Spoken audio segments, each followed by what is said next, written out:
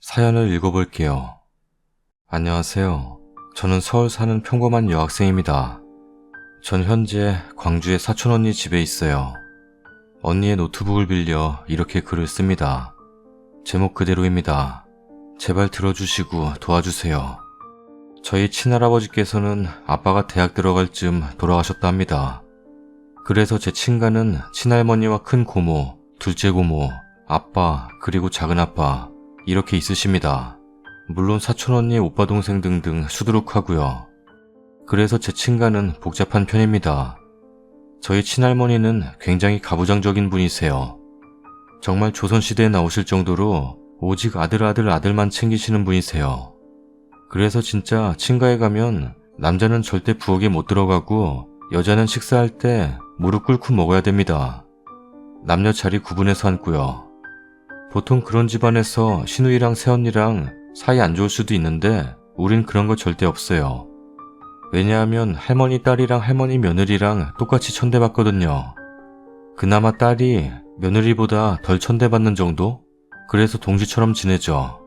친구들이 추석 설날 용돈 받거나 할머니랑 같이 살면서 히덕거리거나 그런 게 절대 저한테는 일어날 수 없다는 것에 씁쓸하기도 했죠. 거기다 제겐 성인이 된 사촌언니 둘과 사촌오빠 셋, 저, 사촌 남동생 둘에 사촌 여동생은 없습니다. 그런데도 저만 가장 천대받고 있어요. 상대적으로 남자가 많은 건 둘째치고 성인이 된 사촌언니는 잘 오지 않거나 온다 하더라도 거의 할머니가 유령 취급하시는 터예요. 그런데 오직 저를 보기만 하면 눈살을 찌푸리시고 혀를 차시거나 원수 자식 보시는 듯해요. 그래도 참았어요. 친할머니니까, 어른이시니까. 아빠도 할머니랑 많이 이야기를 해보신 것 같은데 안 되나 봐요. 그래서 아빠한테 그냥 그만하라고 말씀드렸어요. 괜스레 죄송스러워서요. 그러다가 어제 낮에 친가집에 갔습니다. 시험도 끝났고 할아버지 제사가 겹쳐서 가족 전체가 모였어요. 오랜만에 언니 오빠 얼굴도 보고 동생들도 보고 할머니 눈빛은 여전히 차가우셨지만 괜찮았습니다. 익숙했으니까요. 거기까진 다 좋았던 것 같습니다. 밥도 맛있게 먹고 동생들과도 재밌게 놀았고요. 문제는 저녁 때 술판이었습니다. 고모들과 작은엄마가 분주하게 움직이셨어요. 물론 저와 언니들도요. 점점 술을 드시고 취하시다 보니 솔직한 마음도 털어놓으시고 과거 얘기도 하시고 그랬어요. 그러다가 할머니께서 정말 많이 취하셨는데 도중에 제가 접시를 날랐습니다. 그러다가 눈이 마주쳤는데 제가 순간 당황해서 계속 눈을 마주쳤어요. 한 3초? 그러다가 바로 숙였습니다. 그런데 그것이 할머니께는 너무 못마땅하셨나봐요. 갑자기 저를 확 밀치시는 겁니다. 순간 너무 놀랐습니다. 중간에 옆에 계시던 작은 아빠께서 할머니를 잡으셔서 크게 넘어지진 않았지만 그래도 엉덩방아를 찍고 접시들을 놓쳤습니다. 그러고는 제게 막 욕을 하시네요. 어따 대고 눈을 함부로 부라리냐? 내가 우습냐? 계집년 주제에 어디서 노인네를 우습게 보냐? 이런 내용이었습니다. 할머니한테 좋은 소리는 못 들어봤지만 그래도 욕은 안 들어봤습니다. 얼굴이 빨개지셔가지고 고래고래 소리를 지르시고 부엌에서 작은엄마와 고모들이 당황하셔서는 어쩔 줄 몰라 하셨고 그때 소리를 듣고 화장실에서 아빠가 나오셨습니다. 그리고 그 순간 아빠는 절 보고 놀라시며 절 일으켜주셨고 휘청거리며 일어나자 할머니께서 저 년이 날 보고 눈을 부라린다. 저런 버르장머리 없는 년을 어디서 데려온 거냐? 당장 내다 버려라. 라고 하시네요. 근데 제가 그때 상황이 너무 당황스러워서 데려왔다라는 말을 이해 못했습니다. 솔직히 욕인 것만 알고 그 내용이 그렇게 귀에 잘 들어오지도 않았고요. 그냥 무서웠습니다. 아빠가 제 귀를 막고 거의 절 안다시피 하시며 방에 들어가려 하자 할머니께서 절 확 끌어당기시더니 제 왼쪽 뺨을 때리셨습니다. 진짜 아직도 부어올라 언니가 얼음찜질을 해줬습니다. 난생 처음 귀싸대기 맞아봤네요. 정말 멍했습니다. 한동안은 아픔도 느껴지지 않았습니다. 아빠가 정말 화가 머리끝까지 나셔서는 어머니 지금 뭐 하시는 거예요? 라고 외치자 할머니는 넌 네 어미보다 밖에서 데려온 년이 더 중요하냐? 얘가 뭐라고 감싸고 자빠졌어? 나 때는 더 했어. 장남이 아들도 없이 계집 하나 낳은 것도 분통이 터지는데 그것도 밖에서 데려온 년을 보면 내가 열불이 뻗치지 않겠냐? 실제로는 더했습니다. 저 정말 그렇게 욕하는 사람 처음 봤습니다. 그리고 그때서야 그 말의 의미를 파악했고요. 밖에서 데려온 년? 멍하니 있다가 그제야 파악했습니다. 내가 주워온 애란 소린가? 머리가 백지장처럼 하얘지자 사촌 언니 중 가장 큰 언니가 저를 안고 끝에 안방으로 뛰어갔습니다. 그 모습을 보고 할머니는 또 고래고래 함성을 지르셨고요. 아주 그냥 놀고 자빠졌네. 저런 것들을 낳아봐야 뭐하냐? 인간이냐? 그리고 그중 한 명은 낳은 것도 아니고 주워온 걸 내가 손주 취급을 해야 되냐? 그냥 눈물이 났습니다. 얼굴을 두 손으로 가리고 들어가서 언니랑 같이 울었습니다. 꼭 껴안아 주는데 그게 더 슬펐습니다. 언니한테 물었습니다. 나 정말 주워온 애냐고. 언니가 거기서 아무 말도 하지 못하고 울더군요. 지금은 물론 이해합니다. 거짓말을 할 상황은 아니었으니까요. 근데 그냥 다 밉더군요. 언니는 저보다 8살이 많습니다. 제가 갓난아기 때 입양되었다고 하는데 그렇다면 언니는 초등학교 2학년, 충분히 기억할 수 있겠죠. 같이 엉엉 우는데 밖에서 또 아까처럼 뺨 맞는 소리가 났습니다. 엄마였습니다. 이젠 할머니가 엄마한테 그러시더군요. 엄마가 맞는다고 생각하니 정말 정신을 놓고 밖으로 나가려고 했습니다. 그러자 문이 열리더니 큰 고모께서 들어오셨습니다. 고모 차키를 들고요. 고모부와 고모께선 모두 운전을 할 줄 아시는데 고모부께서 숙취로 혹시나 운전을 못하실까 걱정되셔서 고모가 자주 운전을 하십니다. 언니는 면허는 있지만 차는 주로 집에 있고요. 얼른 언니 집, 그러니까 광주로 가랍니다. 거기서 일단 쉬고 있으라더군요. 여기 있다가 저희 더 안 좋은 일 당하니까 얼른 가랍니다. 눈물 뚝뚝 흘리면서 밖으로 나가자 바로 할머니의 욕설이 날라왔습니다. 언니랑 꾹 참고서 뛰어갔는데 그때 거실의 거리가 얼마나 넓게 느껴지던지 저를 때리시려는 손짓을 엄마 아빠가 막으시면서 대신 맞는 모습이 너무 슬픈데 소리내어 울지도 못하고 그냥 걸었습니다. 빌라를 내려와 고모차를 타자마자 대성통곡했습니다. 언니는 겨우 울음을 참고 운전을 했고 미친듯이 밟았습니다. 그리고 어제 새벽 2시쯤 도착을 했고요. 오자마자 언니가 이불을 깔아주고 같이 잤습니다. 사실상 거의 못 잤지만요. 언니가 제 핸드폰을 챙겨왔더라고요. 보니까 엄마한테 메시지 하나가 와 있더라고요. 보자마자 엉엉 울었습니다. 새벽에 저 잘 때 보내신 걸 보니 밤새신 거겠죠. 그리고 언니랑 많은 대화를 했습니다. 언니는 다 알고 있었어요. 집안 어른들은 당연히고 언니와 오빠는 다 알고 있더군요. 동생들은 모르고요. 언니의 말은 정말 충격이었습니다. 엄마가 임신을 하셨을 때 할머니께서 점집에 가서 태어날 아이의 성별을 여주셨답니다. 그런데 거기 자칭 무당이 딸이라고 했고 할머니는 돈이라면 다 줄 테니 제발 아들로 바꿔달라 했답니다. 그러나 무당은 운명이라고 이건 바꿀 수 없는 거라고 세상 어디를 가도 이건 못 바꾼다고 했답니다. 거기다 그 무당이 할머니랑 오랫동안 만나셨다네요. 그래서 더 그러셨나 봅니다. 그리고는 그날 할머니는 저희 집에 쳐들어와 초기 임산부였던 엄마를 못살게 굴었답니다. 그 후 스트레스로 아이는 탯줄에 목을 감고 제 언니였을지도 모르는 그 아이는 태어나지 못했다고 합니다. 인터넷에서 읽은 적이 있어요. 산모가 스트레스를 너무 받으면 아이도 받아서 1000분의 4 확률로 아이가 그렇게 된다고. 이게 말이 되는 상황인지. 아빠는 그 이후 1년간 친구와 연락을 끊었답니다. 그리고 몇 달 후 바로 절 입양하신 거죠. 딸을 입양하신 것도 아마 그 언니 이유겠죠. 그리고 나중에 큰 고모와 작은 고모, 작은 아빠께서 오셔서 설득하셨답니다. 그리고 아빠는 지금 입양한 우리 딸 건드리지 않는 조건으로 들어가셨대요. 많이 울었습니다. 언니도 그 이야기를 하면서 꺼이꺼이 울었습니다. 큰 고모가 언니를 낳았을 때는 그래도 저희 엄마보단 나았던 게 거의 상관을 안 했답니다. 딸이니까요. 고모는 딸이니까요. 너무 화가 납니다. 자꾸 막 눈물이 나고 미치려고 해요. 무슨 드라마 같아서 현실감이 없고 이게 다 몰래카메라였으면 하는 말도 안 되는 생각을 합니다. 엄마한테 연락을 해야 되는데 뭐라 말해야 될지를 몰라서 못하고 있습니다. 언니가 저녁 때 전화로 저 잘 있다 했는데 전 전화를 받지 않았습니다. 아니, 못했습니다. 그냥 무섭고 두려워요. 엄마랑 여기서 연락을 하면 제가 입양하라는 것을 다 들키는 것 같아서 두렵고 무서워요. 저 정말 진지해요. 어떻게 해야 할지 아직 상황 파악도 잘 되지 않아요. 그저 많이 혼란스럽습니다. 혹시나 저와 같은 경험이 있으신 분은 조언 부탁드립니다. 잠 못 잘 것 같아요.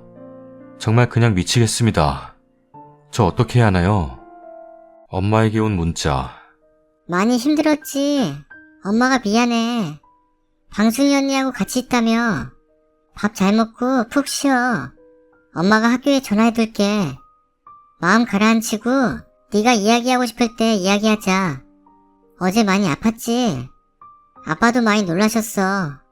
못난 엄마라서 미안하다. 할머니가 하신 말씀은 잊었으면 좋겠다. 물론 쉽진 않겠지만 생각하지 말아주렴.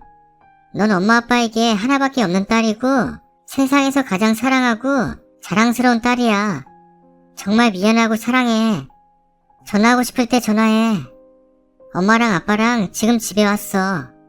사랑해 우리 딸, 정말로. 후기입니다. 이렇게 후기 쓰네요. 전 지금 서울의 집입니다. 생각보다 정말 많은 분들이 봐주셨고 많은 분들이 조언을 해주셨습니다. 정말 도움이 많이 되었어요. 글로는 표현 못할 만큼 정말 감사합니다. 진심으로 감사드려요. 일단 그래도 지금까지 있었던 일들을 알려드리는 게 도리일 것 같아 글 남겨요. 월요일 오후 언니네 집에 더 있는 것은 민폐일 것 같아 언니의 차를 타고 집으로 왔습니다. 차를 타고 오는 동안 내내 머리가 너무 아팠어요. 이제 입양아인 거 알았으니 어떻게 될까? 내가 그 언니의 자리를 빼앗은 것은 아닐까? 앞으로 할머니는 어떻게 볼까?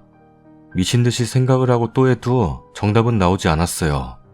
저녁 7시쯤 집에 도착해서 엄마를 보니 정말 자동으로 울음이 터져 나왔어요.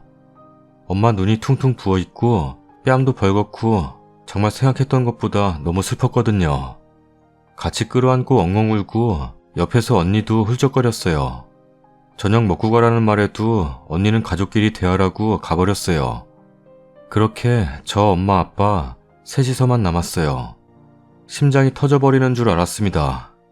스피커로 제 심장 소리를 틀어놓은 줄 알았어요. 엄마는 아무 말도 하지 않고 절 꼭 끌어안으시며 일단 씻으라고 하셨습니다. 씻고 나와 가족들과 굉장히 오랜만에 먹는 듯한 밥을 먹고 다 치우니 그제야 아빠가 이리 앉아보라 하시더라고요. 엄마 아빠 앞에 앉으니 정말 땀이 주룩주룩 났습니다. 방순 언니한테 이야기 들었지? 이제야 말해서 정말 미안하다. 아빠 엄마는 네가 좀 커서 말해주려고 했단다. 아빠 엄마한테 그런 슬픈 일이 있었어. 아빠는 이제 더 이상 네 할머니, 아니 이제 그 사람을 영영 상종 안 할 거다. 너한테도 네 엄마한테도 한 짓을 똑바로 보고 있었으면서 이제야 해서 정말 미안하다 우리 딸. 이 말에서 일단 울었습니다. 마지막 우리 딸에서 가장 많이 울었습니다. 그리고 그 사람이 한 말 더 이상 신경 쓰지 말아라. 네가 네 엄마 뱃속에서 나왔든 아니든 넌 엄마 아빠의 소중하고 사랑스러운 우리 딸이다. 우리 딸 정말 사랑하고 미안해. 미친 듯이 울었어요. 슬프고 무서워서가 아니었습니다. 댓글 하나하나 다 읽으면서 정말 많이 감동받고 기뻤지만 실제로 저희 아빠한테 들으니까 정말 배가 되더라고요. 아빠 엄마는 정말 절 사랑하고 스스럼 없이 절 아껴준다는 게 너무 고마웠어요. 그래서 오늘은 학교도 가고 아무렇지 않게 생활하고 있습니다. 물론 아직 약간의 어색함이 들춰지기도 하고 때로는 당황스럽기도 하지만 괜찮아요. 그런 것쯤이야 가족이니까 넘기고 웃으면서 지나가겠죠. 언젠가는 가족끼리 같이 웃으면서 그땐 그랬지 할 수 있겠죠. 그때를 상상하면서 이렇게 글을 마치겠습니다. 정말 감사하단 말밖엔 드릴 말씀이 없네요. 부끄럽지만 사랑합니다. 아래는 오늘 아까 엄마랑 했던 톡이에요. 우리 딸 학교 끝나고 전화해. 오늘 아빠랑 같이 외식하자. 지금 봤어. 와이파이가 안 터져. 고기 먹자 고기. 그래. 아빠한테 전화 드려. 사랑해 우리 딸. 나도 사랑해요. 댓글입니다. 다른 건 잘 모르겠고요. 하나는 확실하네요. 부모님께서는 당신을 진정한 자식으로 생각하고 계십니다. 몸으로 낳아야만 진정한 자식이 되는 건 아니고요. 마음으로 낳아야 진정한 자식이 된다고 생각합니다. 물론 제가 어떠한 말을 하더라도 본인에게 얼마나 깊은 상처가 치유될지 모르겠지만요. 할머니야 앞으로 찾아뵙지 못하더라도 상관은 없겠지만 부모님은 아니잖아요. 당신이 입양하건 뭐든 간에 사랑하는 한 명의 자식이니까요. 당장의 정신적 충격은 좀 있더라도 시간이 지나면 부모님 마음을 이해하실 수 있게 되실 것 같습니다. 제 자신이 입양을 하는 사실을 알았다고 해도 많이 놀라고 힘들 것 같네요. 하지만 이 약물고 그만큼 성공할 수 있는 계기가 되었으면 합니다. 언젠가는 알게 될 거였어요. 다만 글쓴이가 좀 어려서 부모님께서 선뜻 말씀을 못 드린 것 같네요. 상처가 깊겠지만 꿋꿋이 헤쳐나갈 거라 믿습니다. 글로써만 도와드리게 되는 것 같아 미안하네요. 아, 그리고 이왕 좀 쉬실 거면 밖으로 나가셔서 음악 들으면서 가벼운 공원 산책이나 뒷산 돌아보시는 것도 정리하시는 데 도움이 될 듯 하네요. 저 같은 경우 복잡한 게 있으면 그렇게 하거든요. 힘내세요. 글쓴이 그 유명한 얘기 알아요? 한 흑인 여자아이가 입양하란 이유로 왕따를 당하는데 그 입양된 여자아이는 다른 친구들에게 나는 선택받은 아이라고 당당하게 말한 이야기. 낳은 자식 입양아, 이건 사실 크고 나면 중요하지 않아요. 위에 분 말씀대로 글쓴이가 아직 어려서 부모님께서 말을 안 해준 것 같은데 중요한 건 글쓴이가 제일 잘할 거예요. 부모님이 글쓴이를 위해 대신 맞을 만큼 그 상황에서 글쓴이를 제일 먼저 걱정하면서 진심으로 사랑하고 있다는 걸. 세상엔 부모에게 사랑받지 못한 아이, 사랑이 필요한 나이에 버림받은 아이 등 안타까운 사람들이 많답니다. 그중 글쓴이는 좋은 부모님을 만나 따뜻한 사랑을 받고 있잖아요. 글쓴이도 부모님을 너무 사랑할 테고. 너무 걱정하지 말고 쓸데없는 생각 말고 부모님께 사랑한다 말하고 의지하세요. 글쓴이가 아직은 생각이 더 자라야 할 시기이기 때문에 갑작스레 생긴 이런 일이 마른 하늘의 날벼락같이 느껴질 수도 있겠지만 반대로 생각하면 글쓴이는 여태까지 다름을 느끼지 못할 정도로 사랑을 받았다는 것을 알 수 있을 거예요. 지금까지 또 앞으로도 글쓴이는 엄마 아빠의 예쁜 딸이에요. 다음 사연입니다. 어제 장례식장에 갔었습니다. 친한 녀석의 친한 녀석.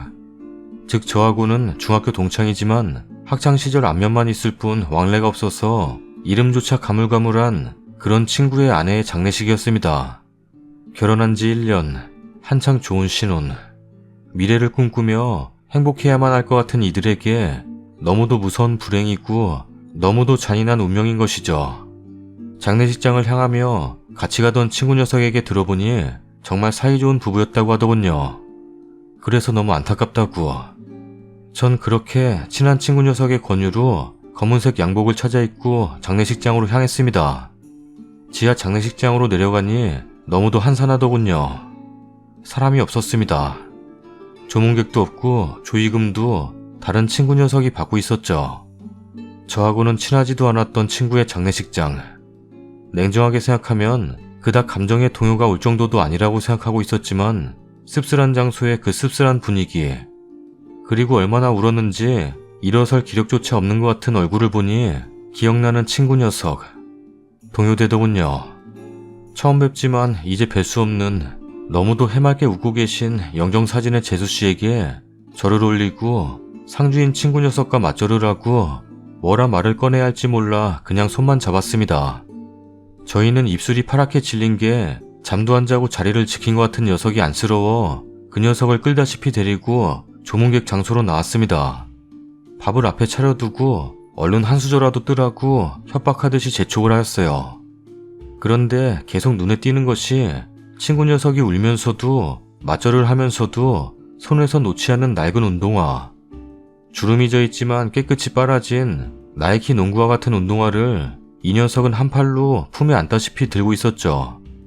운동화는 왜 그렇게 들고 있는 거냐고 잠깐 내려놓고 밥부터 먹자고 달래듯이 말을 해도 이 녀석은 더욱 끌어안듯이 감싸지고 고개만 저었습니다. 사연이 있는 거구나. 사연이 있는 물건이구나. 대충 짐작이 가더라고요. 같이 왔던 친구 녀석과 밖에 나와 담배 한 대를 피웠습니다. 터져나오는 한숨이 연기와 섞여 조금은 희석이 되더군요. 담배를 끊지 못하는 또 한 가지 이유이죠. 불똥을 주차장 바닥에 튀기며 전 친구 녀석에게 물어봤습니다. 그 운동화 뭔지 아냐고 했더니 옛날부터 애지중지하는 운동화가 있었다고 하더군요. 자세한 사연은 모르지만 굉장히 아껴 썼다고요. 식장으로 다시 들어가 간단한 음식에 소주병을 나누고 이런저런 얘기를 했습니다. 상주인 친구 녀석도 자리에 오더라고요. 아깐 너무 경황이 없어서 고맙다는 말도 못했다고 와줘서 고맙다고 하더군요. 시간은 밤 12시가 돼가고 있었고 저희는 상주 친구에게도 소주 한 잔을 따라주었습니다. 이야기를 꺼내더라고요. 교통사고였대요. 횡단보도 신호 위반 차량에 사고를 당했다고. 전 조심스럽게 물어봤습니다. 그 운동화는 왜 그렇게 소중히 가지고 있는 것이냐고요. 전보다는 한결 편해진 얼굴을 보이던 이 친구가 이야기 시작했어요. 굳이 숨길 일도 아니고 숨기고 싶지도 않은 이야기라면서요. 이 친구는 중학교를 졸업하고 17살 때 부모님이 두 분 다 돌아가십니다. 아버지가 일터에서 사고로 돌아가시고 그 충격을 이기지 못하셨는지 어머니도 석 달로 돌아가셨다고 하더라고요. 1살 터울 여동생과 둘만 남겨진 이 친구는 고등학교를 포기하고 닥치는 대로 일을 하며 동생과 살았다는군요. 어떻게든 여동생만이라도 부모님 없다는 말을 듣게 하고 싶지 않아서 돈이 생기면 동생 옷이며 신발이며 당시 여학생들이 많이 하고 다니는 것들 받았다가 사다 주었다고 하네요. 17, 18살이 벌어봤자 얼마나 벌겠어요. 아끼고 또 아끼며 자기는 다 떨어져가는 운동화를 맞지도 않아 끌고 다녀도 여동생은 유행하는 신발은 사줘야 직성이 풀렸다고 하네요. 넌 공부만 해라. 넌 공부만 하면 된다. 우리네 부모님들이 자식에게 희생하듯이 이 친구도 그런 부모님을 보고 자라 여동생에게 이렇게 해줘야 한다는 의무감이 있었더라고 합니다. 불행인지 다행인지 여동생도 이런 어려운 환경에 삐뚤어지지 않고 착했더랍니다. 너무 철이 일찍 들어 여동생 물건을 사가지고 들어오는 날이면 곧잘 싸웠다네요. 나 이런 거 사줄 돈 있으면 오빠 밥이나 더 사 먹으라고. 넘쳐나는 옷 사오지 말고 오빠 운동화 좀 새로 사신자고. 정말 훈훈한 이야기 같았어요. 싸우면서도 이 친구는 여동생이 고맙고 기특했더랍니다. 어느 날 이 친구가 일을 끝내고 집에 가는 길 시내를 지나치고 있는데 패스트푸드점을 지나다가 이상한 느낌에 안을 들여다봤다네요. 그런데 여동생이 거기서 일을 하고 있더라네요. 화가 났대요. 매우 화가 났대요. 너무도 부족한 자기 때문에 동생까지 고생시키는 것 같아 너무도 자책감이 들었대요. 그래서 동생을 끌고 나와서 그 화를 동생에게 냈다고 하네요. 집에 와서까지 서로 울며 싸우고는 또 서로 울며 부둥켜 안고 신세 한탄을 했대요. 그리고 며칠 뒤였다네요. 새벽에 신문을 돌리러 나가려고 현관에 섰는데 하얀 운동화 한 켤레가 있었대요. 그리고 그 위에 올려진 쪽지에 18번째 생일 축하한다는 동생의 메시지가 있었다고 합니다. 맥도날드 아르바이트로 동생이 사다 놓은 운동화였다고 하네요. 입은 웃고 눈은 울며 새 운동화를 신고 즐거운 마음으로 나갔다고 합니다. 그런데 두세 개의 알바를 끝내고 집에 오는 길 밑에 층에 사시는 어르신이 이 친구를 붙잡으며 말하더래요. 큰일 났다고. 병원에 빨리 가보라고. 병원으로 달려간 친구는 이미 싸늘해진 동생을 보았답니다. 하교하는 길에 교통사고. 18살 가을에 그렇게 동생까지 잃었다고 합니다. 생일이 동생의 기일이 되어버렸던 거죠. 친구 녀석은 절망했다네요. 설상가상 친척이 찾아와 살던 집이 자기네 것이라고 나가라고 했다는군요. 그렇게 청소년 보호소로 쫓겨난 친구는 그만 살고 싶다는 생각만 했대요. 동생을 위하며 살았었건만 어쩌면 살려는 의지를 놓지 않으려는 자기의 이기적인 생각일 수도 있다는 생각이 들었다고 하더군요. 그런 동생이 없으니 그럴 만도 했겠죠. 그런데 하루는 잠을 자다가 꿈을 꿨대요. 너무도 생생한 꿈이었다고 하네요. 옛날 집 동생이 나와 아무 일도 없었다는 듯이 묻더래요. 신발 잘 맞느냐고. 잘 신고 다니고 있느냐고. 꿈에서도 그렇게 눈물이 나오더래요. 이 친구는 그 신발을 아까워서 어떻게 신느냐고 했대요. 그랬더니 동생이 다 떨어지면 다시 사줄 테니까 그냥 신고 다니라고 했다네요. 얼마나 지나면 떨어지겠냐고, 언제 다시 사주면 되겠냐고 묻더래요. 친구 녀석은 10년은 신지 않겠냐고 했대요. 그렇게 여동생은 10년 후에 운동화를 다시 사주겠다며 약속했다고 합니다. 친구 녀석은 잠에서 깨서도 한동안 멍했대요. 오랜만에 보는 여동생이 반갑고 또 그리워서 궁상맞게 또 울었다고 하네요. 그렇게 시간이 지나고 검정고시를 보고 군대를 갔다 오고 취직을 하고 2년 전에 아내를 만났다고 하네요. 1년을 만나고 이 친구의 생일이자 동생의 기일날 아내가 생일 선물이라고 상자 하나를 건네더래요. 생일인지도 잊고 있었던 친구 녀석이 상자를 풀어보고는 너무도 놀랐다고 합니다. 운동화였다네요. 10년 전 동생이 사줬던 운동화와 같은 브랜드, 같은 디자인, 같은 색깔의 운동화였다고 합니다. 아내들 분에게 운동화에 대한 이야기는 한 적이 없었는데 신고 다니지도 않으면서 너무 애지중지하길래 신고 다니라고 같은 모델을 구해서 사줬다고 하더래요. 10년 전 모델을 찾느라 고생했다면서. 정확히 10년. 꿈속에서 동생이 약속했던 10년 후 똑같은 운동화가 이 친구에게 이렇게 왔다고 하네요. 운명처럼.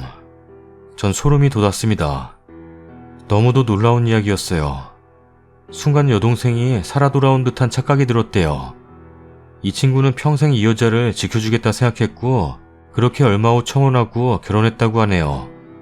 그리고 어제 또 교통사고로 하늘로 보냈다네요. 손에 꼭 쥐고 있는 하얀 운동화가 다시 보였죠. 너무도 놀랍고 슬펐습니다. 손에 쥔 운동화를 보며 빨개진 눈에 또 물기가 고여가는 친구를 저는 어떤 위로를 해야 할지 아까 전보다 더 막막했습니다. 어찌하면 좋을지 그냥 아무 생각이 안 났어요. 그렇게 몇 시간 후 저희는 뜨는 해를 보며 장례식장을 나왔습니다. 다행히 이 친구는 여동생의 장례식 때처럼 삶을 포기할 것 같은 모습은 보이지 않아 마음이 놓였지만 그 씁쓸함은 지금까지도 이루 말할 수가 없네요. 썰닭입니다. 주말이니까 맛있는 음식 많이 드시고 끝까지 시청해주셔서 감사드립니다. 저는 동생이 사줬던 보리차나 한잔 해야겠어요.